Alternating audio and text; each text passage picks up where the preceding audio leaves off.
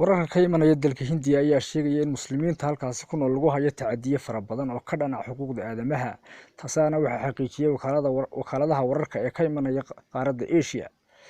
sida lagu sheegay war ka soo baxay dalka Pakistan iyo wadanka kale la jaarkay Bangladesh waxa la sheegay in xisbiga wadankaasi ka taliya Hindiya ee loo soo gaabiyo BJP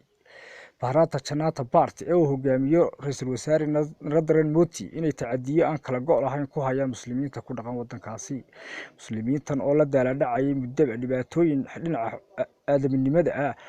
oo markaasi ay u geysanayaan dadka uu madax maray madhabta Hinduuga oo wadankaasi imika gacanta ku haya taladiisa ayaa waxa la sheegay in ay si toos ah u diiday dhaafay in la siiyo gabi ahaan baa sharciga isla markaasina laga dhigo dad ajnabi ah oo wadankaasi ku dhaqan xaqna aanu lahayn wax xuquuq oo muwaadinimo ah taasina waxa ay meesha ka saartay waantii laga qabay dadkan inay marun xuquuqdooda helaan isla markaasina ay noqdaan muwaadiniin la mid ah muwaadiniinta kale reer Hindiya dowladda caalamka islaamka ayaa cambaareen baan dusha uga tuurtay gaar ahaan wadanka islaamka ee la yiraahdo Turkiga ayaa isagu cambaareyntii ugu badnayd